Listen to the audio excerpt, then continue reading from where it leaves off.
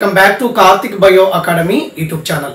Dear friends, మనకి ఏపీలో ఉన్నటువంటి స్కూల్ అసిస్టెంట్ అభ్యర్థులు అంటే మనకి పీజీటీ టీజీటీ రాసేటువంటి అభ్యర్థులు ఎవరైతే ఇంగ్లీష్ మీడియం అభ్యర్థులు ఉన్నారో వారి కోసం నేను ఇంటర్మీడియట్ స్థాయిలో ఒక యూనిట్ సంబంధించి అంటే చాప్టర్ వైజ్గా ఫస్ట్ ఇయర్ బాటనీలో సుమారు 103 ఆబ్జెక్టివ్ బిట్స్ అయితే మీకు ఇచ్చాను.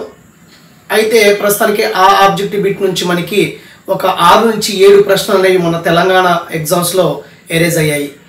అయితే దాంట్లో భాగంగా మనకి ఇంటర్మీడియట్లో ఉన్నటువంటి ఫస్ట్ ఇయర్ బాటనీ మనం ఆబ్జెక్టివ్ బిట్ చూస్తున్నాము. ఫస్ట్ ఇయర్ బాటనీలో యూనిట్ 1లో చాప్టర్ 1 కంప్లీట్ చేసాం మనం. చాప్టర్ 2 నేను ట్యాబ్ మీద మీకు ఎక్స్ప్లెయిన్ చేశాను. ఇది చాప్టర్ 2 స్టార్ట్ అవుతుంది. దీంట్లో కొన్ని ఇక్కడ ఎక్స్ప్లెయిన్ చేసిన తర్వాత మిగతా బిట్స్ అన్నీ కూడా ట్యాబ్ మీద మీకు రాసి చూపిస్తాను. మనం ఎలా చేద్దామంటే ఒక క్వశ్చన్ తీసుకున్న తర్వాత 4 ఆప్షన్స్ ఉంటాయి. ఆ 4 ఆప్షన్స్లో మనకి ఒకటి కరెక్ట్గా ఉంటుంది. మరి ఎందుకు మిగతాయి కరెక్ట్ కావట్లేదు అనేటువంటి అంశాన్ని మనం చూస్తే మనకి వేరే క్వశ్చన్ ఫ్రేమ్ చేసినా ఈజీగా మనం బిట్ పెట్టవచ్చు ఫ్రెండ్స్. కాబట్టి దయచేసి కార్తిక్ బయో అకాడమీ యూట్యూబ్ ఛానల్ని ఫస్ట్ టైం ఎవరైతే చూస్తున్నారో మీరు సబ్స్క్రైబ్ చేసుకోండి, బెల్ ఐకాన్ క్లిక్ చేయండి. అప్పుడు ఏ వీడియో చేసినా మీకు నోటిఫికేషన్ అనేది వస్తుంది. కాబట్టి ఈరోజు first year botany intermediate first year బాటనీలో చాప్టర్ 2 బయాలజికల్ సైన్స్ క్లాసిఫికేషన్ లేదా క్లాసిఫికేషన్ ఆఫ్ బయాలజీ అని చెప్పొచ్చు, ఏదని చెప్పొచ్చు, బయాలజీ క్లాసిఫికేషన్ అని చెప్పొచ్చు. సో దీంట్లో భాగంగా ఈ బోర్డు మీద ఓన్లీ ఒక 2 క్వశ్చన్స్, దానికి ఆన్సర్స్ వచ్చేసి ఒక 8 ఆన్సర్స్ మీకు ఎక్స్ప్లెయిన్ చేస్తాను. తర్వాత మిగతా భాగం అంతా కూడా మనకి మన ట్యాబ్ మీద మీకు నీట్గా రాసి ఎక్స్ప్లెయిన్ చేస్తాను. చాలా జాగ్రత్తగా గమనించండి. అయితే ఇక్కడ చూడండి, already first year botany biological science classification chapter 2 అనేది మనకి ఆ టాపిక్. సో ఫస్ట్ క్వశ్చన్ ఏంటంటే ఇక్కడ మనకి చూడండి ఒకసారి. ఫస్ట్ క్వశ్చన్ మీకు కనబడుతుంది అనుకుంటున్నాను, లెటర్స్ కూడా క్లియర్గా కనిపిస్తాయి. So which is the basic unit of classification చెప్పేసి ఒక క్వశ్చన్ ఇచ్చారు. సో దీంట్లో 4 ఆప్షన్స్ ఉన్నాయి: జీనస్, ఆర్డర్, ఫ్యామిలీ, స్పీసీస్. అంటే వర్గీకరణలో మనకి క్లాసిఫికేషన్లో అసలు మనకి ప్రాథమిక ప్రమాణం ఏంటి, కింద స్థాయి ప్రమాణం, స్టార్టింగ్ ప్రమాణం ఏంటని అడిగాడు ఇక్కడ బిట్టు. కాబట్టి అది ఏమవుతుందంటే జాతి అవుతుంది. What is the basic unit of classification అంటే వర్గీకరణకి కనిష్ట ప్రమాణం ఏదైతే ఉంటుందో దాన్ని మనం స్పీసీస్ అంటాము, జాతి అని చెప్తాము. సో మనకి species, so group of species is called genera అని, జీనస్ అని. Group of genera is called family తర్వాత ఆర్డరు, ఇలా ఉంటుంది మనకి. Class, phylum and division, kingdom ఉంటుంది. So this is hierarchical classification. వర్గీకరణ స్థాయి ఇవి ఆరోహణ క్రమంలో ఉన్నటువంటి డిసెండింగ్ ఆర్డర్లో ఉన్నటువంటి క్లాసిఫికేషన్, హైరార్కికల్ క్లాసిఫికేషన్. స్పీసీస్ నుంచి we have moved to species to kingdom. So characters are decreasing. అంటే స్పీసీస్ నుంచి కింగ్డమ్ వచ్చే వరకు అది కొన్ని లక్షణాలు అనేవి తగ్గుతూ ఉంటాయి. జాతికి ఎక్కువ లక్షణాలు ఉంటాయి, దాని తర్వాత జీనస్కి కొంచెం తక్కువ ఉంటాయి, దానికంటే ఫ్యామిలీకి తక్కువ ఉంటాయి. కాబట్టి ఇలాగా కింగ్డమ్కి వచ్చేపాటికి క్యారెక్టర్స్ అనేవి తగ్గిపోతాయి. ఇలా కూడా అడగవచ్చు ఎగ్జామ్ పాయింట్ ఆఫ్ వ్యూలో. స్పీసీస్ టు కింగ్డమ్ వచ్చేపాటికి క్యారెక్టర్స్ అనేవి డిసెండింగ్ ఆర్డర్లో డిక్రీజింగ్ అవుతాయి, క్యారెక్టర్స్ అనేవి పైకి వెళ్ళే కొద్ది తగ్గుతాయి అని గుర్తుపెట్టుకోండి. So which is the basic unit of classification అంటే స్పీసీస్, ఫ్యామిలీ కాదు, ఆర్డర్ కాదు, జీనస్ కాదు. సో ఇంకో క్వశ్చన్ ఫ్రేమ్ చేయవచ్చు. Which is the highest unit of classification అంటే కింగ్డమ్ ఉంటుంది. Which is the basic unit of classification లేదా లోయెస్ట్ ఏంటంటే మనకి స్పీసీస్ అవుతుంది. ఇది జాతి, ఇది రాజ్యం అని చెప్పొచ్చు. ఇది బేసిక్ ప్రమాణం, కిందే కనిష్ట ప్రమాణం, ఇది అత్యున్నత ప్రమాణం అని చెప్పొచ్చు. ఇలాగా మనం ఫస్ట్ క్వశ్చన్ మనం డిస్కస్ చేసుకోవచ్చు. తర్వాత చూడండి ఒకసారి, మనకి సెకండ్ క్వశ్చన్ ఉంది, ఒకసారి చూడండి ఏమంటున్నారు. The depository house in identification tools. So ఇది దేంట్లో వస్తుందంటే టాక్సానమికల్ ఎయిడ్లో వస్తుంది, అంటే వృక్ష వర్గీకరణ సహాయకారులో వస్తుంది అనమాట. దాంట్లో భాగంగా ఏమన్నారు, the depository house in identification tools అన్నారు. అంటే ఈ క్రింది వారిలో మనకి భవిష్యత్తుకి మొక్కలకు ఉపయోగపడే విధంగా ఒక వేర్ హౌసెస్ గిడ్డంగిలా పనిచేసేవి ఏంటి అని అన్నారు. సో డిపాజిటరీ హౌస్ అంటే మనకి భవిష్యత్ అవసరాలకి గిడ్డంగిలా పనిచేసేవి. వేర్ హౌసెస్ లా పనిచేసేవి అంటే ఇక్కడ అన్నాడు ఏ టూల్స్ అన్నాడు, క్లాసిఫికేషన్ టూల్స్లో first one option A botanical garden, option B herbarium, option C monograph, option D manual అని చెప్పారు. యాక్చువల్గా ఆన్సర్ ఏమవుతుందంటే మనకి హెర్బేరియం అవుతుంది. Herbarium. Okay, the depository house in identification tool centre మనకి హెర్బేరియం అవుతుంది. Next second question, the depository house in identification tools అన్నారు. అంటే డిపాజిటరీ హౌస్ అంటే మనకి భవిష్యత్తులో ఉపయోగం కోసం ఒక గిడ్డంగిలా పనిచేస్తాయి. వేర్ హౌసెస్ ఉంటాయి కదా, గోడౌన్స్ లాగా పనిచేసేది ఏంటని అడిగాడు బిట్టు. సో ఈ బిట్టు దేనికి సంబంధించిందంటే క్లాసిఫికేషన్, టాక్సానమికల్ ఎయిడ్కి సంబంధించింది. అంటే వర్గీకరణ సహాయకారులో మనకి హెర్బేరియం అని చెప్పేసి, ఆ బొటానికల్ గార్డెన్స్ వృక్షశాస్త్ర ఉద్యానవనాలు, కీ అని చెప్పేసి మోనోగ్రాఫు, మాన్యువల్ ఇవన్నీ కూడా వర్గీకరణ సహాయకాలు, టాక్సానమికల్ ఎయిడ్స్ అని చెప్పొచ్చు మనం. ఓకే, దాంట్లో భాగంగా ఆన్సర్ వచ్చేసి మనకి ఆప్షన్ బి హెర్బేరియం అవుతుంది. మరి మిగతా ఆన్సర్స్ ఏమవుతాయి? So what is meant by and botanical garden and manual and monograph meaning చూస్తే ఫస్ట్ వన్ బొటానికల్ గార్డెన్, వృక్షశాస్త్ర ఉద్యానవనాలు ఎందుకు ఉపయోగపడతాయి? ఇవి ఏం చేస్తాయి అంటే రిఫరెన్స్ కోసం సజీవ మొక్కల్ని కలిగి ఉంటాయి. ఇక్కడ ఏమన్నారు? Have collection of living plants for reference. అంటే రిఫరెన్స్ కోసం సజీవ మొక్కల్ని కలిగి ఉండేది బొటానికల్ గార్డెన్స్.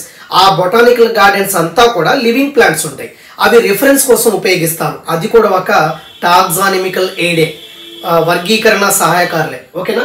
తర్వాత మనకి హెర్బేరియం. సో హెర్బేరియం అంటే ఏంటి? To collect the plant material and dry చేసి ప్రెస్ చేసి మనం స్టోర్ చేస్తాం, అంతే కదా.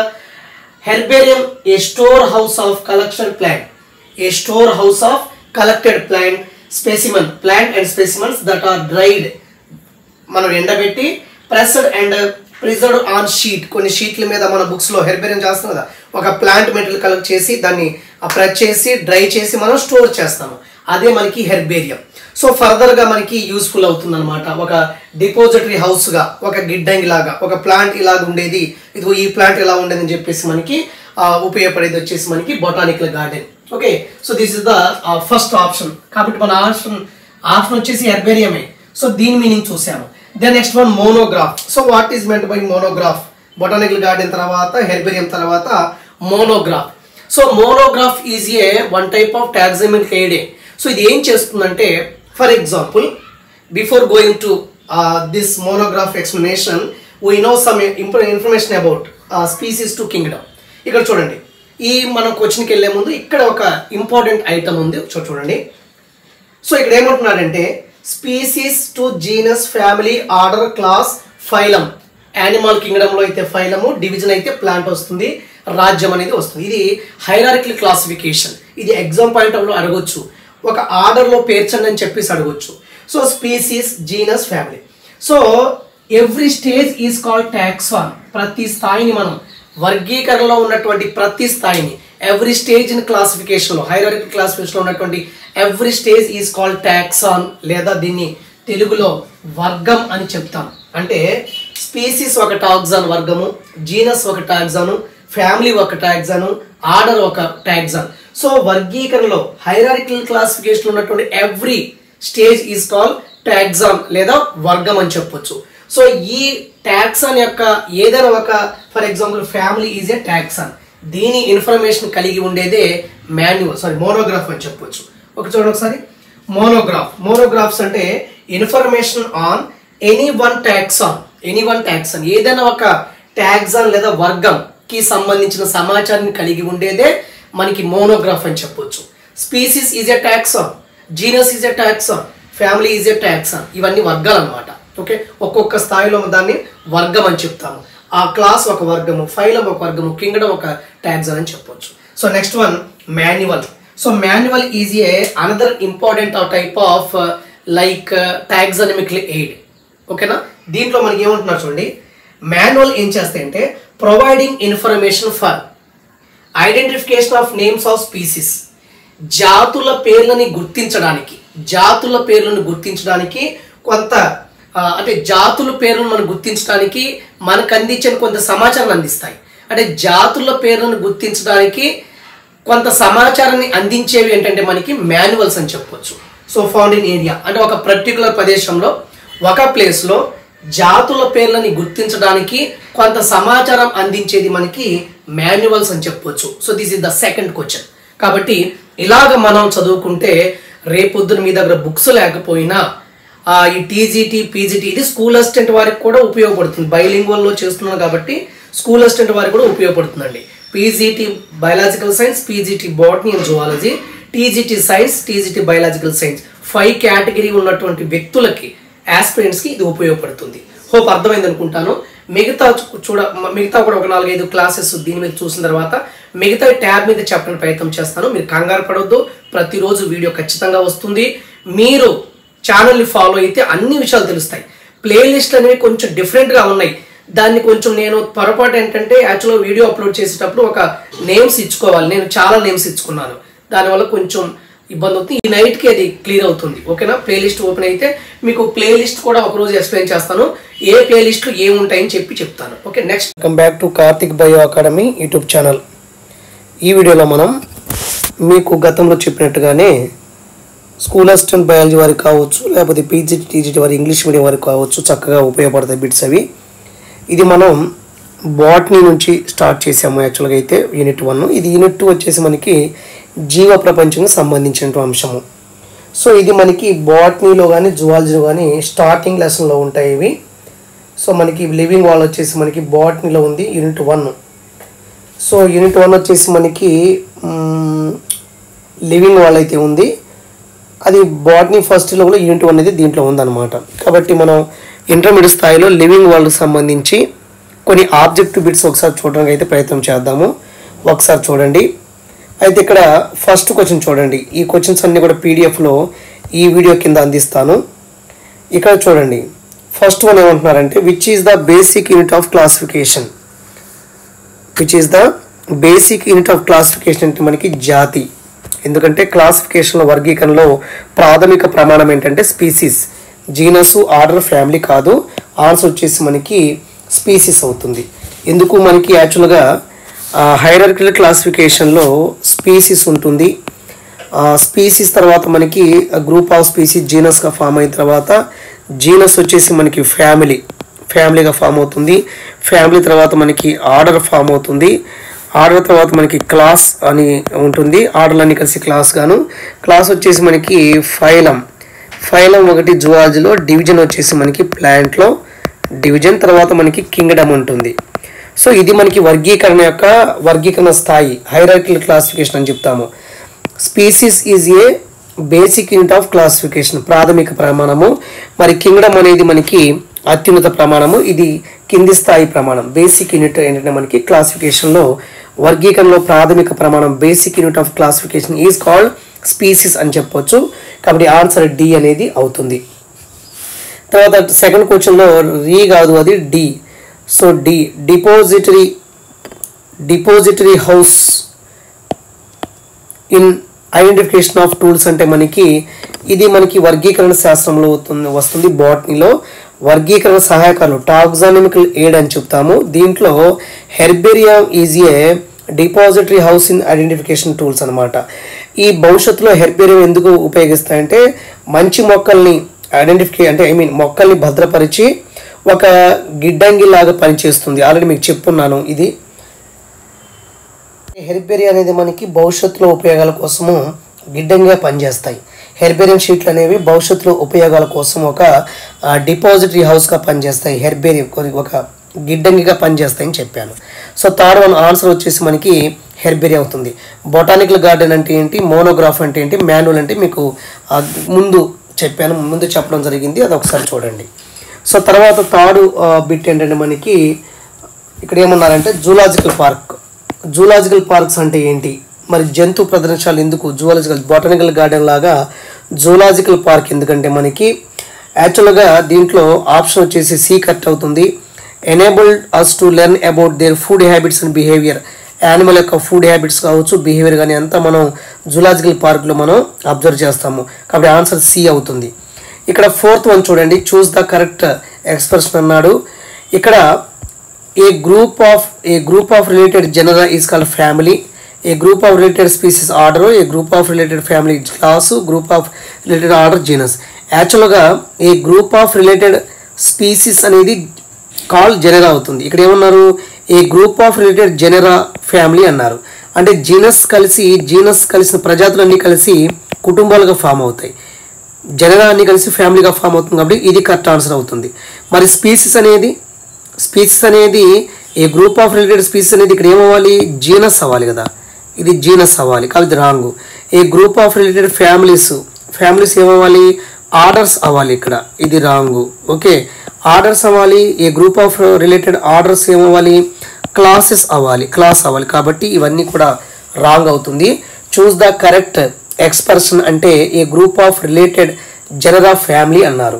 అంటే జీనస్ అన్నీ కలిసి ఫ్యామిలీగా ఫామ్ అవుతాయని అర్థం చేసుకోవచ్చు. అంటే ప్రజాతులన్నీ కలిసి కుటుంబాలుగా ఫామ్ అవుతాయి. జెనరా, ఈ group of related genera is called family అని చెప్పొచ్చు. తర్వాత మనకి 5th వన్ క్వశ్చన్ చూడండి. Information on any one taxon is found on. అంటే ఇది చూడండి ఒకసారి. Information on any one taxon is found in అంటే మనకి ఏదో ఒక వర్గానికి చెందినటువంటి సమాచారాన్ని అందించేవి మోనోగ్రాఫ్స్ అవుతాయి. ఏదో ఒక టాక్సాన్కి సంబంధించినటువంటి సమాచారాన్ని అందించేస్తాయి. ఏదో ఒక టాక్సాన్ అంటే మీకు చెప్పాను వీడియోలో, ఏదో ఒక వర్గానికి చెందినటువంటి సమాచారాన్ని కలిగి ఉండేది ఏంటంటే లేదా అందించేది ఏంటంటే మోనోగ్రాఫ్లు. ఇవేం చేస్తాయి, information on any one taxon is found in అంటే ఏదో ఒక వర్గానికి చెందినటువంటి సమాచారాన్ని మాత్రమే కలిగి ఉంటే దాన్ని మోనోగ్రాఫ్ అంటాము. మోనోగ్రాఫ్ అనేది is one type of taxonomical aid, వర్గీకరణకి సహాయం చేస్తాయి కాబట్టి వీటిని మనం టాక్సానమికల్ అంటాము. టాక్సానమికల్ ఎయిడ్ అని చెప్తాము. అంటే వర్గీకరణ సహాయకాలు అని చెప్పొచ్చు, తెలుగులో వర్గీకరణ సహాయకాలు అని చెప్పొచ్చు మోనోగ్రాఫ్. మరి మాన్యువల్స్ అంటే ఏంటి, మ్యూజియం అంటే ఏంటి, హెర్బేరియం అంటే ఏంటి, అది కూడా ఒకసారి చూద్దాం. హెర్బేరియం అంటే ఏంటో ఊరికే నేను చెప్తున్నాను, మీరు అర్థం చేసుకుని రాసుకుంటూ ప్రయత్నం చేయండి. హెర్బేరియం అంటే జనరల్గా మనం ఏం చేస్తాము, ఏదో ఒక ప్లాంట్ మోడల్ తీసుకొచ్చి దాన్ని ఆరబెట్టిన తర్వాత ప్రెస్ చేసి ఒక షీట్ మీద మనం స్టోర్ చేస్తాం, అది హెర్బేరియం కదా. Herbarium is a store house of collected plant specimens, అంతే కదా. ప్లాంట్ స్పెసిమన్ కలెక్ట్ చేస్తాము, దాన్ని ఏం చేస్తాము, దట్ ఆర్ డ్రై చేస్తాము, ప్రెస్డ్ చేస్తాము అండ్ ప్రిజర్వ్ ఆన్ షీట్, ఒక షీట్ల పైన మనం ప్రిజర్వ్ చేస్తాం, దాన్ని మనం హెర్బేరియం అని చెప్పొచ్చు. ఓకేనా. ఇది ఎలాగా పనిచేస్తుంది, a store house of depository for future use అని చెప్పాను. రిపాజిటరీ కాదు, డిపాజిటరీ అని చెప్పొచ్చు. కొన్ని బుక్స్లో డిపాజిటరీ రాశారు. సో అకాడమిక్ బుక్స్లో మనకి ఏ రాశారంటే కరెక్ట్, ఇది హెర్బేరియం ఏ రాశారంటే స్టోర్ హౌస్ లేదా దీన్ని ఏమంటామంటే యాక్చువల్గా ఇందాక డిపాజిట్ చెప్పాను, అది రాంగ్. డిపాజిట్ కొన్ని బుక్స్లో ఇచ్చాడు, యాక్చువల్గా మనకి రిపోజిటరీ, ఇలా ఇది కరెక్ట్ ఆన్సర్. రిపోజిటరీ లేదా స్టోర్ హౌస్ అని హెర్బేరియం అంటాము. మీరు ఇక్కడ కరెక్ట్ ఇచ్చారు, అది రిపోజిటరీ లేదా స్టోర్ హౌస్ అని చెప్తాము. ఓకే, అది కరెక్షన్ చేసుకోండి, రిపోజిటరీ అవుతుంది. రిపోజిటరీ ఫర్ ఫ్యూచర్ యూజ్ అనమాట హెర్బేరియం అంటే. స్టోర్ హౌస్గా పనిచేస్తుంది, అట్ ద సేమ్ టైం రిపోజిటరీగా పనిచేస్తుంది, అంటే ఒక గిడ్డంగిలాగా పనిచేస్తుంది. దీని అర్థం ఏంటంటే ఒక గిడ్డంగిలాగా పనిచేస్తుందని అర్థం. హెర్బేరియం గుర్తుపెట్టుకోండి. తర్వాత museum.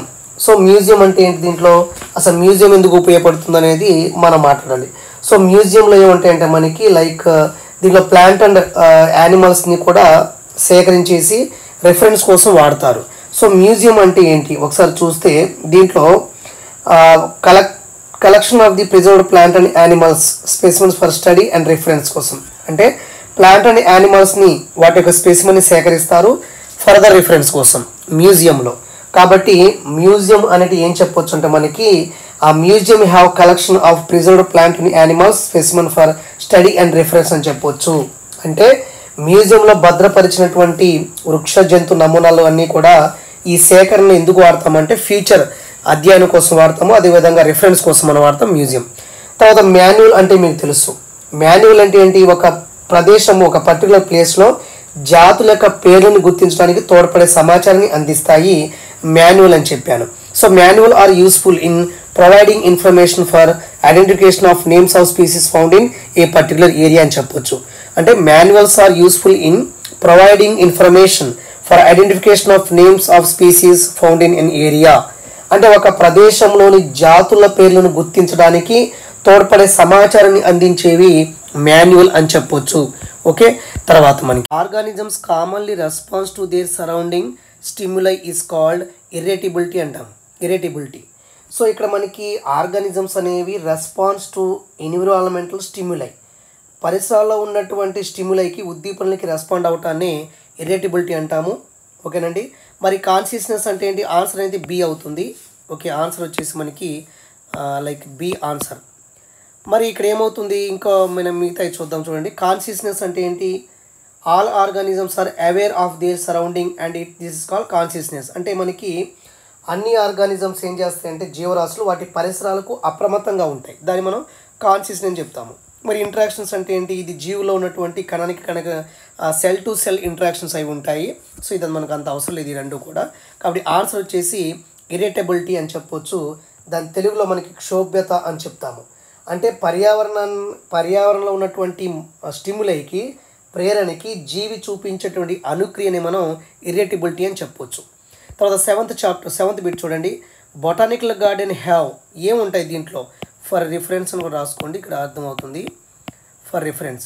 So botanical gardens have collection of living plants for reference. అంటే బొటానికల్ గార్డెన్లో మనకి వృక్షశాస్త్ర ఉద్యానవనాల్లో మనకి లివింగ్ ప్లాంట్స్ ఉంటాయి సంప్రదింపుల కోసం, ఫర్ రిఫరెన్స్ పర్పస్. ఓకేనా, ఇది బి ఆన్సర్ అవుతుంది 7th.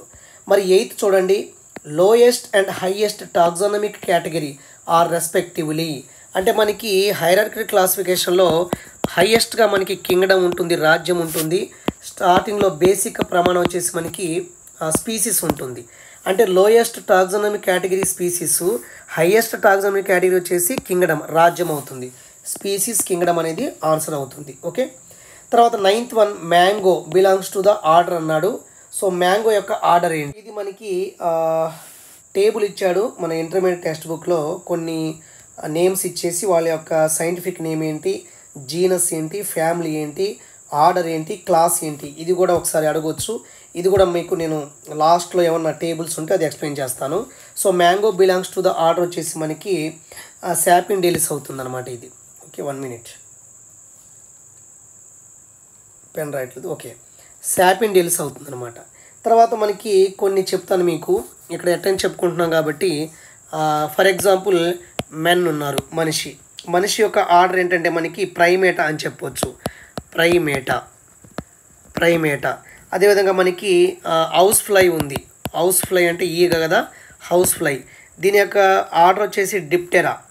సో డిప్టెరా అని చెప్పొచ్చు, డిప్టెరా. తర్వాత మనకి మ్యాంగో యొక్క ఆర్డర్ వచ్చేసి శాపిండెల్స్ అని చెప్పొచ్చు. మరి వీట్ ఇచ్చాడు బుక్లో మనకి. వీట్ యొక్క ఆర్డర్ ఏంటంటే మనకి పోయల్స్ అని చెప్పొచ్చు, లేదా పోయలిస్ అని చెప్పొచ్చు. POALES, పోయల్స్ అని చెప్పొచ్చు. ఇది ఆర్డర్ అనమాట, ఒకసారి గుర్తుపెట్టుకోండి. ఇక్కడ చాలా ఇంపార్టెంట్, 10th బిట్ ఇంపార్టెంట్ చూడండి. ఇక్కడ బైనామియల్ నామినిక్లేచర్, ద్వినామీకరణ సిద్ధాంతం కదా. Binomial nomenclature principles introduced in. Binomial nomenclature యొక్క ద్వినామీకరణ పద్ధతి యొక్క ప్రిన్సిపల్స్ని దేంట్లో ఇంట్రడ్యూస్ చేశారంటే స్పీసీస్ ప్లాంటారం. ఇది ఒక లైక్ స్పీసీస్ ప్లాంటారం అనేది ఒక గ్రంథం అని చెప్పొచ్చు దాని. యాక్చువల్గా అయితే ఒక బుక్ టైప్ అనమాట. So binomial nomenclature principle introduced by, ఇక్కడ స్పీసీస్ ప్లాంటారంలో ఇంట్రడ్యూస్ చేశారు. అసలు బైనామియల్ నామినిక్లేచర్కి 2 సైంటిస్టులు ఉన్నారు. ద్వినామీకరణ పద్ధతిని అసలు డిస్కవర్ చేసింది గాస్పర్డ్ బాహిన్ అయితే, దాన్ని ప్రాచుర్యంలో అంటే దాన్ని ఎక్కువ ఇంపార్టెన్స్ మనకి బాగా డెవలప్మెంట్ అవ్వడానికి ప్రయత్నం చేసింది కరోలస్ లినియస్ అనమాట. కాబట్టి ఇక్కడ binomial nomenclature principle introduced in Species Plantarum. So this book related to Carolus Linnaeus. Philosophy of botany కూడా మనకి లినియస్కి సంబంధించింది. మరి జెనెరా ప్లాంటారం అనేది మనకి జాన్ రేకి సంబంధించింది. Okay, John Ray scientist species concept ఇచ్చారు ఈ బుక్లో. హిస్టోరియా ప్లాంటారం అనేది మనకి Theophrastus, the father of botany Theophrastus కాబట్టి అతని బుక్ అనమాట ఇది. కాబట్టి binomial nomenclature principle introduce in, answer ఏమవుతుంది? ఆన్సర్ బి అవుతుంది, స్పీసీస్ ప్లాంటారం అవుతుంది. Okay, next one. So 11th bit, according to binomial nomenclature 2 words used for naming a plant or animal. So ద్వినామీకరణ పద్ధతి ప్రకారము ప్లాంట్కి కానీ యానిమల్ కానీ మనం నేమింగ్ ఇస్తాము. అంటే అకార్డింగ్ టు బైనామిల్ నామినిక్లేచర్కి ప్లాంట్కి కానీ యానిమల్ కానీ 2 నేమ్స్ ఉంటాయి. అదేంటంటే మనకి ఆ 2 నేమ్స్ వచ్చేసి జీనస్ అండ్ స్పీసీస్ అవుతుంది. ఓకేనా, అది జాతి ప్రజాతి అవుతుంది. Next 12th bit, any unit of classification is called taxon అని చెప్పొచ్చు. Any unit of classification. So taxon అంటే ఫ్యామిలీ ఒక ట్యాక్సాను, ఆర్డర్ ఒక ట్యాక్సాను. అంటే క్లాసిఫికేషన్లో మనకి ఏ వర్గీకరణ ప్రమాణాన్ని మనం ట్యాక్సాన్ వర్గం అని చెప్తాం, కాబట్టి ఏ స్థాయినైనా వర్గం అని చెప్తాము. కాబట్టి ఇక్కడ చూస్తే ఆల్రెడీ మీకు చెప్పాను, species is a taxon, genus is a taxon, అలాగా ఒకటి ఉంది. కాబట్టి any unit of classification is called taxon అని చెప్పొచ్చు. Okay, next ఐసిబిఎన్. ఐసిబిఎన్ అంటే మనకి ఇక్కడ ఇంకోటి ఐసిజెడ్ అని ఒకటి ఉంది. ICBN stand for international code for botanical nomenclature. Answer D అవుతుంది. ఆన్సర్ అనేది డి అవుతుంది. అదేవిధంగా మనకి international code of zoological nomenclature. Zoological అంటే మనకి ఐసిజెడ్ అని వస్తుంది. ఓకే, అంటే ఐసిబిఎన్ అనేది international code for botanical nomenclature. ఏదైనా ఒక మొక్క మనకి కనిపెట్టినా దీనికి ఇంటిమేట్ చేయాలి మనం. ఏదైనా కొత్త జంతువుని కనిపెట్టాలన్నా దీనికి మనం ఇంటిమేట్ చేయాలి. కాబట్టి ఐసిబిఎన్ ప్రతి ఎగ్జామ్లో డెఫినేషన్ అడుగుతుంటారు, ఎక్స్పాండ్ అడుగుతారు. ఐసిజెడ్ అని అంటే ఇంటర్నేషనల్, ఇండియన్ కోడ్ కాదు, international code of botanical nomenclature, international code of zoological nomenclature అవుతుంది. ఓకే, ఒక్క నిమిషం. సో తర్వాత మనకి ఇంకోటి ఇచ్చారు చూడండి ఇక్కడ. రైట్, ఇది కనబడుతుంది కదా. Okay, Indian botanical garden located. ఇది యాక్చువల్గా ఇక్కడ మనకి ఇండియన్ బొటానికల్ గార్డెన్ అనేది కోల్కతాలో ఉంది. కోల్కతా హౌరాయే కదా మ్యాక్సిమం ఇక్కడ మనకి 2 కలిపించుంటున్నారు. So Indian botanical garden located Kolkata అని చెప్పొచ్చు. ఓకేనా, ఆన్సర్ అది అవుతుంది. ఇక్కడ హౌరా ఇచ్చారు, కోల్కతా ఇచ్చారు. పర్టికులర్ ప్లేస్ అయితే హౌరా, స్టేట్ అయితే కోల్కతాను గుర్తుపెట్టుకోండి. ఓకే, తర్వాత మనకి binomial nomenclature. Okay, binomial nomenclature was popularised by. ఎవరు పాపులరైజ్ చేశారంటే ఎక్కువ లిన్నియస్. గాస్పర్డ్ బాహిన్ డిస్కవర్ చేశారు. అసలు ద్వినామీకరణ పద్ధతిని, బైనామిల్ నామినిక్లేచర్ని ఇంట్రడ్యూస్ చేసింది ఎవరో గాస్పర్డ్ బాహిన్. దాన్ని పాపులరైజ్ చేసింది ఎవరంటే లిన్నియస్ అవుతారు.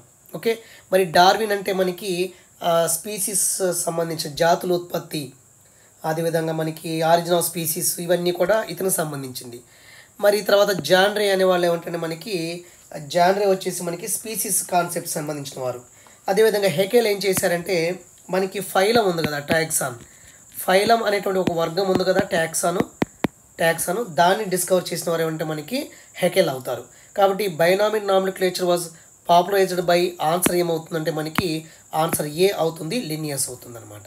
ఓకే, తర్వాత కీ. ఇక్కడ కీ అనేది ఒక టాక్సానమికల్ మనకి హెర్బేరియం ఎలాగో మ్యూజియం ఎలాగో ఇవన్నీ కూడా ఒకదా. ఇంకోటి టాక్సానమికల్ అంటే ఎయిడ్ ఏంటంటే మనకి కీ అని చెప్పొచ్చు. కీ, మరి ఈ కీని కూడా మనకి ప్లాంట్ అని యానిమల్స్ని ఐడెంటిఫై చేయడానికి ఉపయోగిస్తారు. కీ అంటే key is another taxonomical aid. ఎందుకు? Used for identification of plant and animals. దేని మీద బేస్ అయిపోయి, based on the similarities and dissimilarities. అంటే మనం ఏం చెప్పవచ్చు అంటే మనకి ఆ మొక్కలు జంతువుల మధ్య ఉన్నటువంటి పోలికలు, అదేవిధంగా వ్యత్యాసాల ఆధారంగా వాటిని గుర్తించడానికి ఉపయోగపడేటువంటి ఈ టాక్సానమికల్ ఎయిడ్ ఏంటంటే కీ అనమాట. మరి ఈ కీలో ఈచ్ స్టేట్మెంట్ ఏమంటామంటే మనం ఈచ్ స్టేట్మెంట్ని మనం లీడ్ అని చెప్పొచ్చు. కాబట్టి lead is a each statement in the key. ఇది ఆన్సర్ అవుతుంది. ఓకేనా, తర్వాత అంత అవసరం లేదు మనకి, అవి రాంగ్గా ఉన్నాయి. Okay, the famous international botanical garden ఇంగ్లాండ్లో క్యూ వద్ద ఉందన్నమాట. క్యూ వద్ద మనకి ఇంటర్నేషనల్ బొటానికల్ గార్డెన్ ఉంది ఇంగ్లాండ్లో, క్యూ దగ్గర. ఓకేనా, తర్వాత టాక్సానమిక్ హైరార్కీ. మీకు కనబడుతుంది అనుకుంటాను, లెటర్స్ కొద్ది తక్కువ చేస్తాను. Okay, taxonomic hierarchy refers to. Taxonomic hierarchy అంటే వర్గీకరణ, ఫైలోజీ. హైరార్కీ అంటే ఏంటి? So taxonomic hierarchy refer to, answer ఏమవుతుందంటే a group of taxonomist who decide the nomenclature rule. ఎవరైతే మనకి నామినిక్లేచర్ రూల్స్ డిజైన్ చేశారో టాక్సానమిస్టులు ఉంటారు కదా, టాక్సానమిక్ సంబంధించిన సైంటిస్టులు ఉంటారు, వాళ్ళందరికీ మనకి వాటికి సంబంధించి మనకి ఏంటంటే టాక్సానమిక్ హైరార్కీ అని చెప్తాము. టాక్సానమిక్ హైరార్కీ అని చెప్పొచ్చు. అయితే దీంట్లో గ్రూప్ ఆఫ్ టాక్సానమిస్ట్ ఉంటారు, వీళ్ళు నామినిక్లేచర్ రూల్స్ని డిసైడ్ చేయటం జరుగుతుంది, టాక్సానమిక్ హైరార్కీ. ఓకేనా. తర్వాత చూడండి 19th బిట్ చూడండి ఒకసారి మనకి. Which of the followings hierarchy is correct. అంటే హైరార్కీ అంటే మనకి హైరార్కీ అంటే మనకి తెలుగులో స్థాయి క్రమం అని చెప్తాము, ఒక ఆర్డర్ అనమాట. హైరార్కీ అంటే ఒక స్థాయి క్రమం, అంటే జాతి తర్వాత ప్రజాతి, ఇలా కుటుంబం, అంటే లైక్ మనకి స్పీసీస్, జీనస్, ఫ్యామిలీ ఇలా చూపిస్తాం కదా, దాన్ని మనం హైరార్కికల్ అరేంజ్మెంట్ అని చెప్పొచ్చు. అయితే ఇక్కడ ఆర్డర్లో ఉన్నట్టు ఏం చూడండి ఒకసారి. మనకి స్పీసీస్, జాతులన్నీ కలిసి మనకి పాపులేషన్ అవుతుంది, అంటే జనాభా. స్పీసీస్ జీవులన్నీ కలిసి, స్పీసీస్ అన్నీ కలిసి పాపులేషను అంటే జనాభా. పాపులేషన్స్ కలిసి కమ్యూనిటీస్ అంటే జీవ సమాజం అని చెప్పొచ్చు. తర్వాత ఇవన్నీ కలిసి జీవావరణ వ్యవస్థ, ఎకోసిస్టము. తర్వాత ల్యాండ్స్కేప్స్ అంటే మనకి జీవగోళం అనమాట. అంటే హైరార్కీలు ఎలా అవుతుందంటే స్పీసీస్ తర్వాత జాతులన్నీ కలిసి జనాభాగా, జనాభాల తర్వాత సముదాయాలు, కమ్యూనిటీసు, ఆవరణ వ్యవస్థ, ల్యాండ్స్కేప్, జీవగోళం, ఇవన్నీ కూడా మనకి ఉంటాయి అన్నమాట. అది మనకి స్పీసీస్ అన్నీ కలిసి పాపులేషను. ఓకే, పాపులేషన్ తర్వాత మనకి కమ్యూనిటీస్ రావాలి. ఇక్కడ పాపులేషన్ కమ్యూనిటీ ఎక్కడ రాలేదు కాబట్టి ఇక్కడ వచ్చింది. తర్వాత ముందు ఎకో సిస్టమ్ రావాలి, ల్యాండ్స్కేప్ వచ్చింది, ఇక్కడ బయోస్పియర్ ఇక్కడ వచ్చింది. అలా కాదు, స్పీసీసు తర్వాత పాపులేషను అన్నీ కలిసి population, community, ecosystem, landscape, తర్వాత మనకి బయోస్పియర్ ఉంటుందన్నమాట. ఇది ఆన్సర్ అవుతుంది 19th one.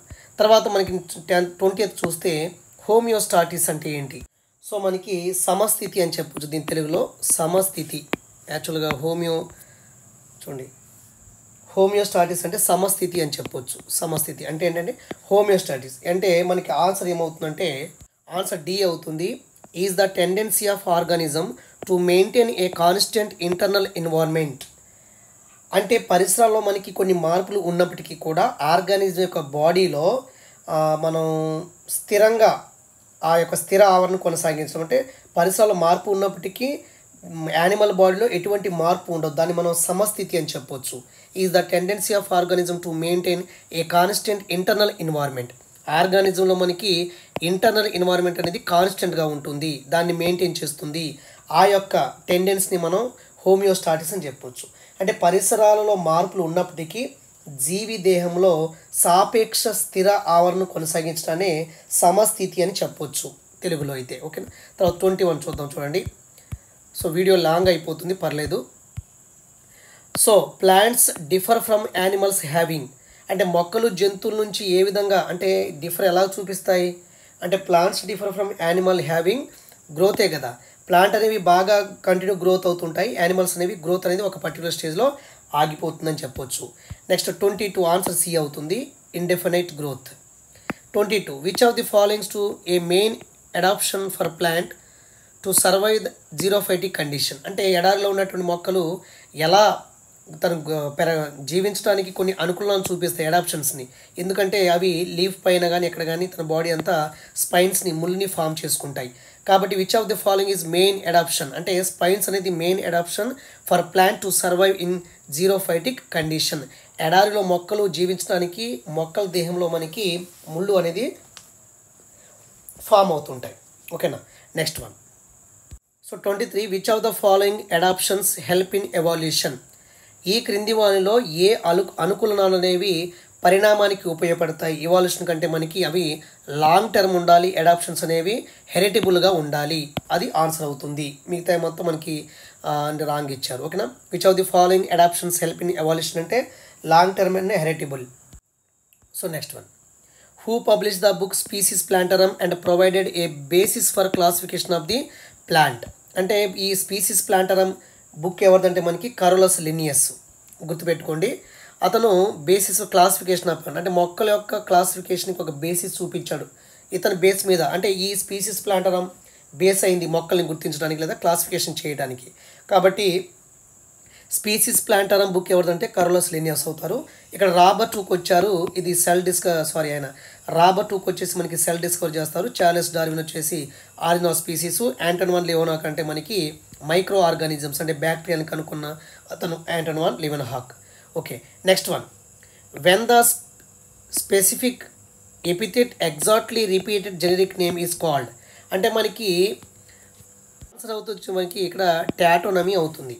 When the specific epithet exactly repeats generic name is called. కొంచెం కొంచెం రాంగ్ ఉంది. అసలు టాటోనమీ అంటే ఏంటి? మనకి ఏదైనా ఒక సైంటిఫిక్ నేమ్లో జీనస్ అండ్ స్పీసీస్ ఈ నేమ్ రెండు ఒకేలా ఉండాలి. సే ఫర్ ఎగ్జాంపుల్ మనకి నాగుపాము నాజా నాజా అని చెప్పొచ్చు, మనకి మచ్చల జింక యాక్సిస్ యాక్సిస్ అని చెప్పొచ్చు కదా. ఓకే, మనకి టాటోనమీలో మనకి generic name and species name సేమ్గా ఉంటాయి, కాబట్టి దానికి టాటోనమీ అంటాము. ఇక్కడ కొంచెం రాంగ్ ఉంది. కాబట్టి టాటోనమీ అంటే ఏంటి? The generic name and species name are the same is called tautonymy అని చెప్పొచ్చు. ఫర్ ఎగ్జాంపుల్ స్పాటెడ్ డీర్ ఉంది. స్పాటెడ్ డీర్ అంటే మనకి మచ్చల జింక. ఫర్ ఎగ్జాంపుల్ స్పాటెడ్ డీర్ మచ్చల జింక, దీన్ని మనం ఏమంటాము? యాక్సిస్ అని చెప్తాము. అదేవిధంగా మనకి ద ఇండియన్ కోబ్రా నాగుపాము ఉంది కదా, దాన్ని మనం నాజా అని చెప్పచ్చు. ఇక్కడ నాజా ఇది స్పీసీస్, ఇది జెనరిక్ నేమ్, ఇది స్పీసీస్, ఇది జెనరిక్ నేమ్. కాబట్టి రెండు ఒకేలా ఉన్నాయి కాబట్టి దాన్ని మనం టాటోనమీ అని చెప్పొచ్చు. ఎగ్జామ్లో ఇంపార్టెంట్ ఇది. ఓకేనండి. తర్వాత వచ్చేటువంటి బిట్లన్నీ కూడా కొన్ని అన్ఇంపార్టెంట్ ఉన్నాయి, నేను ఒకసారి చెప్పేస్తాను చూడండి. 26th బిట్ నుంచి చాలా జాగ్రత్తగా చూడండి. ఒక్క నిమిషం. ఇక్కడ చూడండి. Bit all the living organism have the potential to evolve. Okay living organisms interact with one another and with environment. Okay, రెండు ఒకటే కాబట్టి ఆన్సర్ వచ్చేసి మనకి ఒకసారి ఏ చూడండి. Both A and B are true, R is correct explanation. ఈ రెండు ఒకటే. All the living organisms have the potential to evolve అంటే ప్రతి జీవి అనేది పరిణామం చెందడానికి కొంత పొటెన్షియల్ ఉంటుంది. అదేవిధంగా లివింగ్ ఆర్గానిజమ్స్ అనేవి తన చుట్టూ ఉన్నటువంటి ఎన్వైర్న్మెంట్తో ఇంటరాక్ట్ అవుతూ ఉంటుంది ఒకదానికొకటి. కాబట్టి 26 ఆన్సర్ ఏ అవుతుంది. Next one 27. Living organisms show homeostasis. Okay, homeostasis but self regulation occur in living organism when external conditions are stable or favourable. ఈ జీవి కూడా హోమియోస్టాటిస్ చూపిస్తుంది, ఎందుకంటే పరిసరాల్లో ఏమైనా మార్పులు ఉన్నప్పటికీ కూడా తన బాడీ కొంత అంతర్గతంగా అలాగే స్థిరంగా ఉంటుంది. ఇది ఏ ఒకటి. కానీ self regulation occur a living organism when external condition are stable or favourable అంటే ఈ ఎక్స్టర్నల్ కండిషన్స్ అనేవి బాగా లేకపోతే కదా ఆర్గానిజమ్స్ అనేవి సెల్ఫ్ రెగ్యులేషన్ చేసుకుంటాయి. కానీ ఇక్కడ ఏమనాలి? అన్ఫేవరబుల్ అని చెప్పాలి. అంటే self regulation occur in living organism when external conditions are not stable or unfavourable అని చెప్పాలి. కానీ ఇక్కడ స్టేబుల్ అదేవిధంగా అన్ఫేవరబుల్ అన్నాడు. అంటే పరిసరాల్లో ఉన్నటువంటి పరిస్థితులు ఫేవర్గా ఉన్నప్పుడు ఆ జీవులు అనేవి సెల్ఫ్ రెగ్యులేషన్ చేసుకుంటాయి అన్నాడు. అది రాంగ్. ఎన్వైరన్మెంట్ కండిషన్స్ అనేది బయట అన్ఫేవరబుల్గా ఉన్నప్పుడు, అన్స్టేబుల్గా ఉన్నప్పుడు మాత్రమే ఆర్గానిజమ్స్ అనేవి సెల్ఫ్ రెగ్యులేషన్ చేసుకుంటాయి. కాబట్టి ఆన్సర్ ఏమవుతుంది? ఇక్కడ ఏ అరే కరెక్ట్, బి అనేది రాంగ్ అనమాట. కాబట్టి సి ఆన్సర్ అవుతుంది. A is true but R is false అవుతుంది. సో 20th బిట్ అనేది కొంచెం రాంగ్ ఇచ్చాడు, అది వదిలేయండి. నెక్స్ట్ క్రమంలో కొంచెం క్వశ్చన్స్ అనేవి ఆన్సర్ తప్పు చెప్పినా అది కరెక్ట్ చేసుకోండి ఫ్రెండ్స్, మ్యాక్సిమం తప్పు చెప్పను. ఇక్కడ ఏమన్నారంటే ఏ living organisms can be considered to be an open system. A living organisms can be considered to be an open system. ప్రతి లివింగ్ ఆర్గానిజమ్స్ అనేది బహిర్గత వ్యవస్థను కలిగి ఉంటుంది. ఏ living organisms require constant input of energy from its surrounding. అయితే ప్రతి living organisms అనేది బయట నుంచి సరౌండింగ్ నుంచి ఎనర్జీని తీసుకుంటుంది అంటున్నారు. అంటే జీవులు అనేవి ఎలా ఉంటాయంటే పరిసరాలతో మనకి ఫర్ ఎగ్జాంపుల్ ఒక జీవి అనేది ప్రతి లివింగ్ ఆర్గానిజం అనేది ఒక బహిరంగ వ్యవస్థలా ఉంటుంది. జీవికిను ఎన్వైరన్మెంట్కి మధ్య కొన్ని సబ్స్టెన్స్ అనేవి మార్పిడి జరుగుతుంటాయి. ఇవి ఎనర్జీ తీసుకుంటాయి, కొన్నిసార్లు ఎనర్జీని ఇస్తాయి. అంటే ఏదైనా ఒక ఆర్గానిజమ్స్ అనేవి జీవించాలంటే కొన్ని న్యూట్రియంట్స్ కావాలి. అంటే ఆ న్యూట్రియంట్స్ కోసం ఎన్వైరన్మెంట్ మీద డిపెండ్ అవ్వాలి. కాబట్టి ఈ ఆర్గానిజమ్స్కి ఎన్వైరన్మెంట్ మధ్య కొన్ని మాలిక్యూల్స్ కానీ సబ్స్టెన్సెస్ కానీ మ్యాటర్ కానీ పదార్థాలు కానీ కూడా ఎక్స్చేంజ్ అవుతూ ఉంటాయి. కాబట్టి A living organisms can be considered to be an open system. A living organisms require constant input of energy from its surrounding. కాబట్టి రెండు కరెక్టే అవుతుంది. కాబట్టి both A and B are true, R is correct explanation అని చెప్పవచ్చు అనమాట. అంటే జీవులు అనేవి ఎన్వైరన్మెంట్తో ఏ విధంగా సంబంధం కలిగి ఉంటుంది, ఏ విధంగా డిపెండ్ అవుతుంది అనేటువంటి కోణంలో అది ఇచ్చాడనమాట. సో నెక్స్ట్ వన్ చూడండి, 30th క్వశ్చన్ చూడండి. ఇవన్నీ ఆర్గానిజమ్స్ యొక్క క్యారెక్టర్స్ ఉంటాయండి. జీవిలో పెరుగుదల, జీవక్రియలు ఇవన్నీ కూడా ఆర్గానిజమ్స్ క్యారెక్టర్స్, జీవుల యొక్క లక్షణాలు ఇవన్నీ కూడా. All living organisms have the capacity to grow. Okay, organisms use excess energy and nutrient for synthesis protoplasm and cellular material. కాబట్టి all living organisms have the capacity grow. ప్రతి ఆర్గానిజమ్స్ అనేవి పెరగటానికి capacity ఉంటుంది. అదేవిధంగా ఆర్గానిజమ్స్ అనేవి excess energy ఉపయోగించుకుంటాయి, energy కానీ nutrients కానీ. ఎందుకు? తన బాడీలో ఉన్నటువంటి ప్రోటోప్లాజంని అదేవిధంగా సెల్యులర్ మెటీరియల్కి తయారు చేసుకోవడానికి. కాబట్టి మ్యాక్సిమం రెండు కూడా both A and B true. R is correct explanation అవుతుంది. ఆన్సర్ ఏ అవుతుంది ఇది. ఓకేనా? తర్వాత 31st ఏమన్నాడంటే the form of energy used by all organisms is chemical energy. Okay, the form of energy used by all organisms are chemical energy. మనం యాక్చువల్గా మనకి food తీసుకున్న తర్వాత food is convert into glucose కదా, ఇది కెమికల్ ఎనర్జీ, ఇది chemical energy. మరి plant ఏం చేస్తాయంటే సోలార్ ఎనర్జీని కార్బోహైడ్రేట్ కెమికల్ ఎనర్జీగా మారుస్తాయి. The form of energy used by all organisms is chemical energy, ఇది కరెక్టే. అంటే ఇక్కడ ఏమంటున్నాడంటే ఆర్గానిజమ్స్ అన్నీ కూడా కెమికల్ ఎనర్జీ యూటిలైజ్ చేసుకుంటే అంటున్నాడు. ఓకే, అది ఉపయోగించుకునేటువంటి అవకాశం ఇక్కడ మనకి యూజ్డ్ పర్పస్లో ఇచ్చాడు. మరి ఇంకోటి energy currency of the cell is call ATP అని చెప్పాడు, ఇది కూడా కరెక్టే. అంటే రెండు సమ్ డిఫరెన్స్గా ఉంది. ఇక్కడేమో ఎనర్జీ దేంట్లో స్టోర్ అయి ఉంటుందంటే ఏటీపీలో స్టోర్ అయి ఉంటుంది. Energy currency of the cell ఏంటంటే ఏటీపీ కదా. మరి ఇక్కడ ఏటీపీ అనేది ఉపయోగపడుతుంది, the form of energy used అవుతుంది. కాబట్టి ఇక్కడ మేబీ నాకు తెలిసింది ఏబి కరెక్ట్ అవ్వచ్చు, కానీ ఆర్ అనేది కరెక్ట్ ఎక్స్ప్లెనేషన్ కాదు ఏకి. సో ఇది మనకు అనవసరం, అంటే కొన్ని ఎగ్జామ్లో ఇవే బిట్లు అడగడు కదా, ఇది మనకు అనవసరం. కాబట్టి both A are true, but R is not correct explanation of the A అని చెప్పవచ్చు. ఇక్కడ ఎనర్జీ అనేది స్టోర్ ఇది సంబంధించింది, ఇది యూటిలైజ్ సంబంధించింది. ఓకే, నెక్స్ట్ కాబట్టి ఆన్సర్ ఏమవుతుంది? బి అవుతుంది ఆన్సర్. 32 చూడండి ఒకసారి. 32 short term adaptations are useful to organisms for their survival during stress. Short term అంటే తక్కువ కాలంలో ఉన్నటువంటి అనుకూలనాలు అనేవి ఆర్గానిజమ్స్కి ఉపయోగపడతాయి. ఇప్పుడు ఏదైనా స్ట్రెస్ కండిషన్లో బతకడానికి తక్కువ time. Permanent changes that help the organism adjustment are called short term adaptation. Permanent changes that help the organisms in adjustment are called short term adaptations కాదు, అది లాంగ్ టర్మ్ అడాప్షన్ అవుతుంది. కాబట్టి ఏ ఒకటే కరెక్ట్ ఆన్సర్, ఏ అనేది true అవుతుంది. Short term adaptations are useful to organism for their survival during stress condition. ఓకేనా? Next one 33 చూడండి. Growth occurs due to anabolism అన్నారు. ఓకే, ఎనబాలిజం అంటే బాడీలో జరిగేటువంటి నిర్మాణ క్రియల ద్వారా మనకి పెరుగుదల జరుగుతుంది. Growth occurs when catabolic activities high. Catabolic activity ఎక్కువగా ఉన్నప్పుడు బాడీలో, అంటే విచ్ఛిన్న క్రియలు ఎక్కువగా ఉన్నప్పుడు గ్రోత్ జరుగుతుందా? కాదు కదా, ఇది రాంగ్ అవుతుంది అనమాట. కాబట్టి 33 అనేది ఏ ట్రూ ఆర్ ఫాల్స్ అవుతుంది. మన గ్రోత్ పెరిగేది ఎనబాలిజం వల్లే. పెరుగుదల అనేది, జీవుల పెరుగుదల అనేది మనకి నిర్మాణ క్రియలు అంటాము, ఎనబాలిజం అంటాము. ఓకేనండి, దానివల్ల పెరుగుతాయి.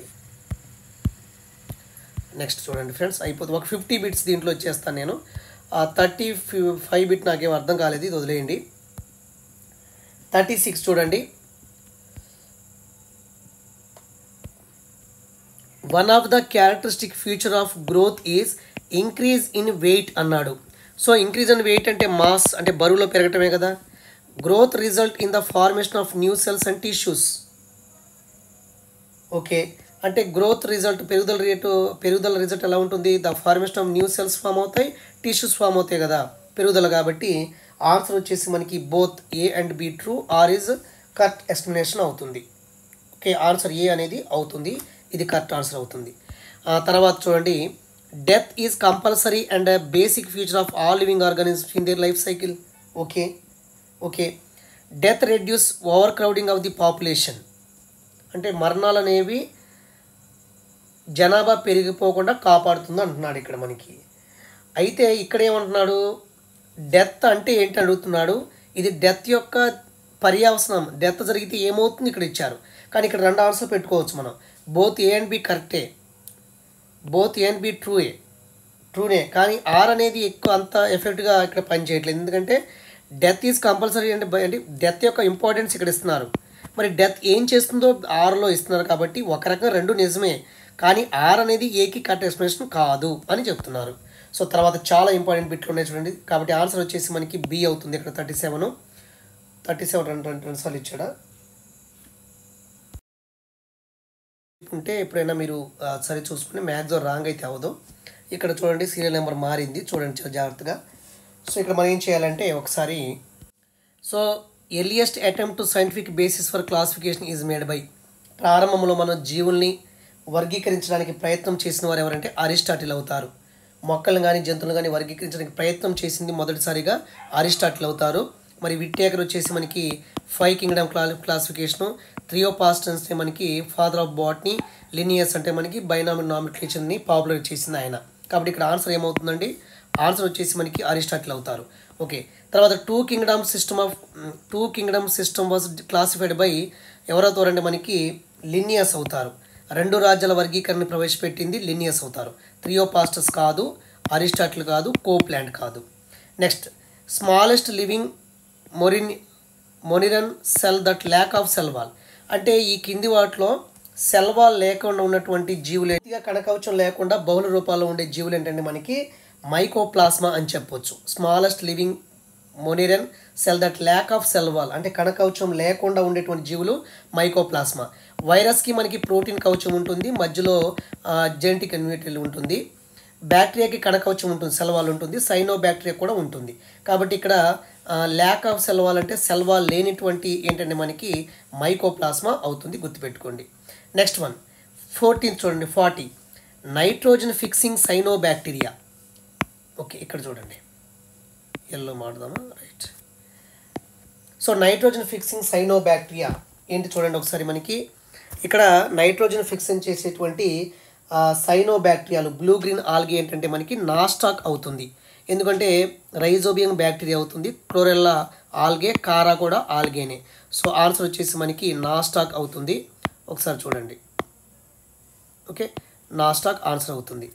Next, 5 kingdom classification was proposed by, guarantee bit ఇది. 5 kingdom classification proposed by RH Whittaker, ఇంకా డౌట్ పడక్కర్లేదు, ఆర్హెచ్ విట్టేకర్ అవుతారనమాట. తర్వాత లినియస్ వచ్చేసి మనకి తెలుసు, థియోపాస్టర్ తెలుసు. హచిన్సన్ ఎవరంటే ఇక్కడ మనకి phylogenetic classification, proposed phylogenetic classification, వర్గ వికాస వర్గీకరణని ప్రవేశపెట్టింది హచిన్సన్ అవుతారు. కానీ మన ఆన్సర్ వచ్చేసి మనకి డి ఆన్సర్ అవుతుంది, గుర్తుపెట్టుకోండి. Next, 5 kingdom system of classification is mainly based on the mode of nutrition కాదు, బాడీ ఆర్గనైజేషన్ కాదు, ఎకలాజికల్ రోల్ కాదు, complexity of the cell structure, కణ నిర్మాణాన్ని బట్టి 5 కింగ్డమ్ క్లాసిఫికేషన్ చేశారు. కింగ్డమ్ క్లాసిఫికేషన్ అనేది మనకి cell complexity of the cell structure మీద బేస్ అయింది. అదేవిధంగా thallus organisation and nutrition type, reproduction అలాగా బేస్ చేసుకొని చేశారు. కానీ మోడ్ ఆఫ్ న్యూట్రిషన్ కాదు, బాడీ ఆర్గనైజేషన్ కాదు, ఎకలాజికల్ రోల్ కాదు, complexity of the cell structure base మీద చేసుకొని 5 కింగ్డమ్ క్లాసిఫికేషన్ చేయటం జరిగింది. So archaebacteria cell wall made up of pseudomurein. Archaebacteria అనేది మనకి మొనిరా కింగ్డమ్లో ఫస్ట్ వన్ ఆర్కీబ్యాక్టీరియా. సో దీంట్లో మనకి cell wall made up of pseudomurein. ఓకేనా, ఆన్సర్ సి అవుతుంది. మరి సెల్యులోజ్ అంటే మనకి ప్లాంట్లో మేడప్ ఆఫ్ సెల్యులోజ్ కదా, ప్లాంట్ సెల్ వాల్. అదేవిధంగా పెప్టిడోగ్లైకాన్ అనేది సెల్ వాల్ దేంట్లో ఉంటుందంటే యూ బ్యాక్టీరియాలో ఉంటుంది. ఇది యూ బ్యాక్టీరియాలో ఉంటుంది. పెక్టిన్ వచ్చేసి మనకి కొన్ని టెరిస్టియల్ ప్లాంట్లో, ఇది కూడా ప్లాంట్లోనే ఉంటుంది. ఓకేనా, కాబట్టి archaebacteria cell wall made up of pseudomurein answer అవుతుంది 43. Okay, next one, which organisms responsible for the production of the biogas. Biogas ఉత్పత్తిలో ఏ ఆర్గన్స్ పనిచేస్తాయి అంటే మనకి ఆర్కీబ్యాక్టీరియా. ఎందుకంటే archaebacteria present in ruminate animals digest system, అంటే మనకి ఆవులు గేదెలు లాంటి రూమినేట్ జంతువుల జీర్ణాశయంలో ఈ మెథనోజన్స్ ఉంటాయి, ఆర్కీబ్యాక్టీరియాస్ ఉంటాయి. అవి ఈ లైక్ డంగ్, పేడ నుంచి మనకి మీథేన్ని ప్రొవైడ్ చేస్తాయి, మీథేన్ ఉత్పత్తికి దోహదం చేస్తాయి. అంటే పేడ నుంచి మనకి మీథేన్ గ్యాస్ వచ్చేటట్టు చేస్తాయి. కాబట్టి which organism responsible for the production of biogas అంటే ఆర్కీబ్యాక్టీరియా అవుతుంది. Next one, atmospheric nitrogen in cyanobacteria fixed in. చూడండి, వాతావరణంలో ఉన్నటువంటి నైట్రోజన్ అనేది సైనోబ్యాక్టీరియాలో ఉన్నటువంటి ఏ సెల్స్ ఫిక్సేషన్ చేస్తాయంటే హెట్రోసిస్ట్లు ఉంటాయి. నాస్టాక్ అనిబినాలో తమ యొక్క సెల్స్లో హెట్రోసిస్ట్లు అనేవి ఒక స్పెషల్ సెల్స్ ఉంటాయి. అవి ఏం చేస్తాయంటే అట్మాస్ఫిరిక్ నైట్రోజన్ని ఫిక్సేషన్ చేస్తాయి. కాబట్టి సైనోబ్యాక్టీరియాలో ఉన్నటువంటి నాస్టాక్ అండ్ అనబినా ఈ రెండు ఉంటాయి కదా, నాస్టాక్ అండ్ అనబినాలో హెట్రోసిస్ట్ అనేవి ఒక స్పెషల్ సెల్స్ ఉంటాయి. అవి అట్మాస్ఫిరిక్ నైట్రోజన్ని ఫిక్సేషన్ చేస్తాయి. మరి ఎకైనైట్లు అంటే ఏంటి? ఎకైనైట్స్ ఒకసారి చూద్దాం. చూడండి, ఇక్కడ ఎకైనైట్, ఎప్లోనోస్పోరు అండ్ హార్మోగోనియా. అయితే అకైనైట్స్లో కూడా మనకి సైనోబాక్టీరియాలో ఉంటాయి. ఇవి మనకి అన్ఫేవరబుల్ కండిషన్లో ఫామ్ అవుతాయి. యాప్లనోస్పోర్స్కి వచ్చేసి మనకి ఆల్గిలో ఉంటాయి స్పోర్స్. హార్మోగోనియా అని కూడా అది ఒక నాస్టాక్లోనే ఉంటుంది. ఇవన్నీ కూడా మనకి రీప్రొడక్షన్ ప్రాసెస్లో ఉపయోగపడతాయి స్పోర్స్ అవి. కానీ హెట్రోసిస్ట్ అనేవి సెల్స్ అనేవి మనకి సైనోబాక్టీరియాలో నైట్రోజన్ ఫిక్సేషన్ చేస్తాయి. ఓకే, సైనోబాక్టీరియా అనేవి ప్రొడ్యూసర్స్, ఉత్పత్తిదారులు ఇవి cyanobacteria. Okay, next chief producers in the ocean is diatoms. అంటే మనకి సముద్రాల్లో ఉత్పత్తిదారులు ఎవరంటే, ముఖ్యమైన ఉత్పత్తిదారులు ఎవరంటే డయాటమ్స్ అని చెప్పొచ్చు. ఓకే, మరి డయాటంలో ఉన్నటువంటి సెక్సువల్ స్పోర్స్ ఇన్ డయాటంలో ఉన్నటువంటి లైంగిక స్పోర్స్ ఏంటంటే మనకి ఆక్సోస్పోర్స్ అనేవి ఉంటాయి. ఓకేనా, మరి జూస్పోర్స్ అనేవి మనకి గమనసిద్ధ బీజాలు ఫంగైలో ఉంటాయి. యాప్లనోస్పోర్స్ అనేవి మనకి ఆల్గిలో ఉంటాయి. ఓకే, ఎకనైట్స్ నుంచి సైనోబాక్టీరియాలో ఉంటాయి. కాబట్టి సెక్సువల్ స్పోర్స్ ఇన్ డయాటమ్ ఏంటంటే మనకి ఆక్సోస్పోర్స్ అని చెప్పొచ్చు. మరి ఇక్కడ డయాటమ్స్ అనేవి అన్నీ చనిపోయిన తర్వాత డయాటమేషియస్ ఎర్త్ ఫామ్ చేస్తాయి. మనకి సీ అడుగు భాగంలో సముద్రాలు ఉంటాయి కదా.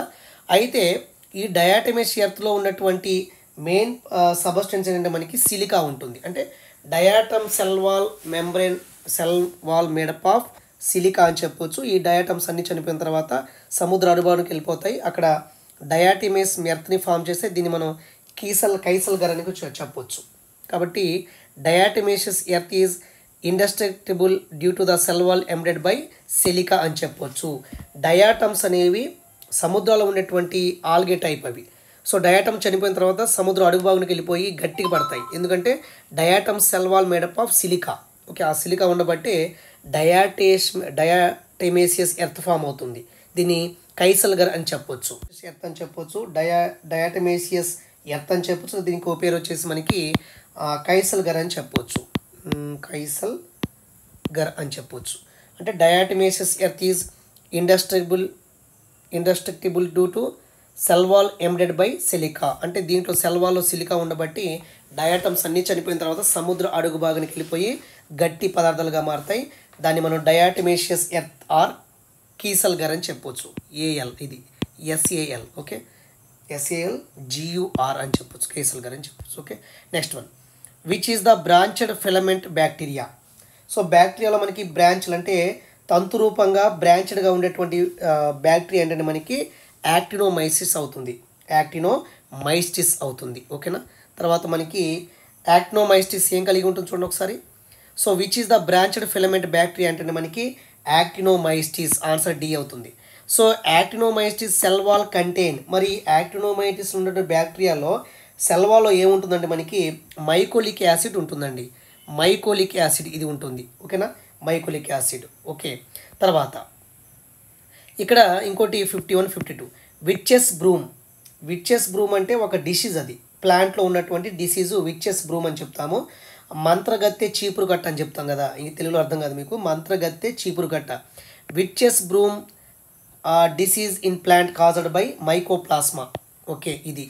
ఓకే, తర్వాత మనకి the term Protista was proposed by ఎవరంటే మనకి the term Protista was proposed by Ernst Haeckel అవుతారు. కోప్లాండ్, విట్టేకర్, అరిస్టాటిల్ కాదు. ఆన్సర్ ఏ వచ్చేసి ఎర్నెస్ట్ హెకెల్ అని చెప్పొచ్చు. ఓకేనా, తర్వాత మనకి ఫుడ్ రిజర్వ్ ఇన్ డయాటమ్స్. అంటే డయాటంలో ఫుడ్ అనేది దేంతో so food reserve in diatoms అనేది స్టార్చ్ కాదు, గ్లైకోజన్ కాదు, పారామైలన్ కాదు, క్రిసోలామినారిన్ రూపంలో ఉంటుందన్నమాట. Answer B. డయాటంలో ఫుడ్ రిజర్వ్ అనేది మనకి క్రైసో అని ఎలాగని చెప్పొచ్చు, క్రిసో అని చెప్పొచ్చు, క్రైసోలామినార్ రూపంలో ఉంటుంది. ఓకేనా, తర్వాత మనకి స్పిన్నింగ్ మూమెంట్ అంటే మనకి యాక్చువల్గా డైనోఫ్లాజెలెట్ ఉంటాయండి. యాక్చువల్గా అయితే ఈ డైనోఫ్లాజెలెట్ అంటే మనకి ప్రొటిస్టా కింగ్డమ్లో ఉంటాయి. యాక్చువల్గా ఇక్కడ చూడండి, ప్రొటిస్టా కింగ్డమ్. ఈ ప్రొటిస్టా కింగ్డమ్లో మనకి ఏముంటాయి, ఫస్ట్ వన్ క్రైసోఫైట్స్ ఉంటాయి. కాబట్టి క్రైసోలామినార్ అని చెప్పొచ్చు. మనకి క్రైసోఫైట్స్ ఉంటాయి. సో మీకు అర్థం ఇక్కడ తెలియట్లేదు అనుకుంటే ఒక్క నిమిషం.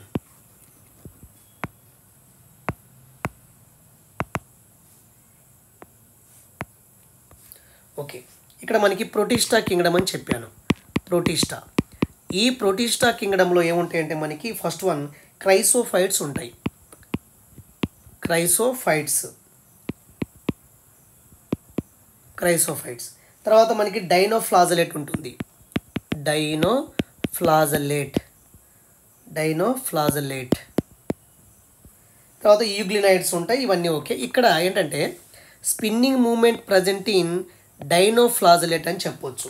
యాక్చువల్గా డైనోఫ్లాజెలేట్ అనేది యాక్చువల్గా దీంట్లో ఇవి కూడా మనకి ప్రొటిస్టాలో ఉండేటువంటి జీవులే. సో దీంట్లో కషాబాలు అనేవి ఫ్లాజెల్లా అనేవి స్పిన్నింగ్ మూమెంట్ చూపిస్తాయి.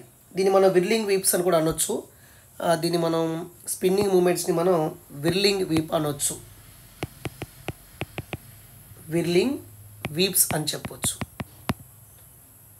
కాబట్టి ఎక్కువ ఇవి ఓషన్లో ఉంటాయి డైనోఫ్లాజెలేట్స్ అనేవి. వీటిలో మనకి ఫ్లాజెల్స్ అనేవి స్పిన్నింగ్ చూపిస్తాయి కాబట్టి ఈ ప్రొటిస్టులు ఏమంటామంటే విర్లింగ్ వీప్స్ అని కూడా చెప్పొచ్చు. ఓకేనా. తర్వాత చాలా ఇంపార్టెంట్. సో ఇక్కడ చూడండి, Red Sea is named after the abundant of occurrence of Red Sea. Okay, ఇక్కడ గొనియాలాక్స్, ట్రైకోడెమ్ ఎరిత్రియము ఇలా అన్నారు కాబట్టి ఒకసారి చూడండి. Red Sea is named after the abundance of occurrence of అంటే ఎర్ర సముద్రం అనేది ఎరుపు రంగులో ఎందుకు కనిపిస్తుందంటే అక్కడ ఉన్నటువంటి సైనోబాక్టీరియం పేరు వచ్చేసి ట్రైకోడెస్మియం ఎరిత్రియం. దానివల్ల మనకి ఈ రెడ్ సీ అంతా కూడా మనకి రెడ్ కలర్లో కనిపిస్తుంది. ఇంకో ముఖ్యమైన అంశం ఏంటంటే గోనియాలాక్స్ ఒకటి ఉంది. ఆన్సర్ ఇదైనప్పటికీ కూడా దీని గురించి చెప్తాను. గోనియాలాక్స్ ఏంటంటే మనకి డైనోఫ్లాజెలేట్, అది రెడ్ కలర్ డైనోఫ్లాజెలేట్. అది ర్యాపిడ్ మల్టిఫికేషన్ అయిపోయి తొందరగా అభివృద్ధి చెందడం వల్ల ఏమవుతుందంటే అది ఎక్కడైతే ఉంటుందో అక్కడ సముద్రం అంతా కూడా మనకి ఎరుపు రంగులో కనిపిస్తుంది. ఏ సముద్రం అది? Red tides in Mediterranean Sea అంటే మధ్యధరా సముద్రంలో ఎరుపు అలలకి కారణం ఏంటంటే గోనియాలాక్స్. కానీ ఎర్ర సముద్రం అనేది ఎరుపు రంగులో ఎందుకు ఉందంటే అది ట్రైకోడెస్మియం ఎరిత్రియం అనేది సైనోబాక్టీరియా. అంటే ఎర్ర సముద్రం అనేది ఎరుపు రంగులో కారణము సైనోబాక్టీరియా. మధ్యధరా సముద్రంలో ఎరుపు అలలకి కారణం వచ్చేసి గోనియాలాక్స్ అని గుర్తుపెట్టుకోండి. ఓకే, తర్వాత 57 బిట్ చూడండి. Sea water glow during night due occurrence of Gonyaulax అంటే సముద్రపు వాటర్ అనేది మనకి మెరుస్తూ ఉంటుంది, అంటే ఎరుపు రంగులో మెరుస్తూ ఉంటుంది మధ్యధరా సముద్రము. దానికి కారణం గోనియాలాక్స్. కాబట్టి రెడ్ సీ అని మనకు కనిపిస్తే అది ట్రైకోడెస్మియం ఎరిత్రియం అవుతుంది. మెడిటేరియన్ సీ అంటే మధ్యధరా సముద్రం కనిపిస్తే అది గోనియాలాక్స్ అవుతుంది. గుర్తుపెట్టుకోండి, ఈ రెండు చాలా కన్ఫ్యూజ్ అవ్వద్దు. ఓకేనా. ఎర్ర సముద్రం అనేది ఎరుపు రంగులో ఉండటానికి కారణము ట్రైకోడెస్మియం ఎరిత్రియము. కానీ మధ్యధరా సముద్రంలో red tide in Mediterranean Sea అంటే మధ్యధరా సముద్రంలో ఎరుపు అలకి కారణం ఏంటంటే గోనియాలాక్స్ అని గుర్తుపెట్టుకోండి. ఓకేనండి. Next one. ఇక మిగతాయి మనం ఇక్కడ చూడండి, ఇక్కడ ఇది ఇచ్చాడు, ఇక్కడ మనకి ట్రైకోడెస్మియం ఇవ్వలేదు కదా, కాబట్టి ఇక్కడ sea water glow during night due to occurrence of the Gonyaulax answer అవుతుంది.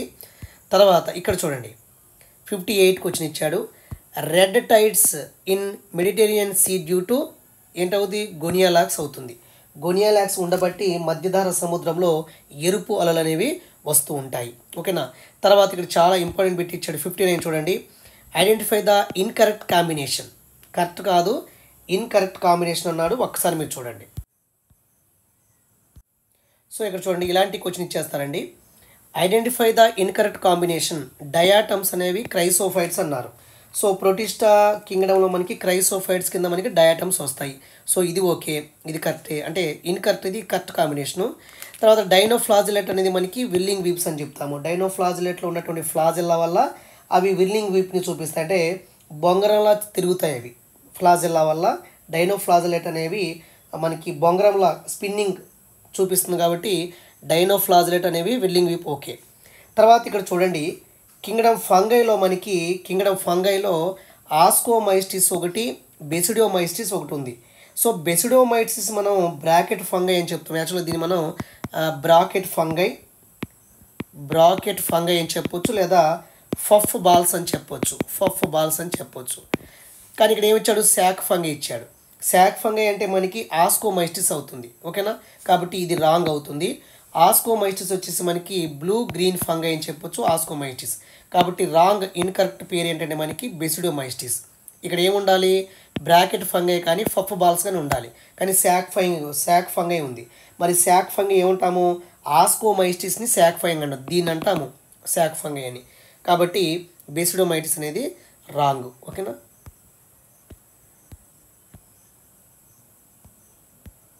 59 చెప్పిన నెక్స్ట్ కంటిన్యూ చేద్దామండి. ఓకేనా. Thank you.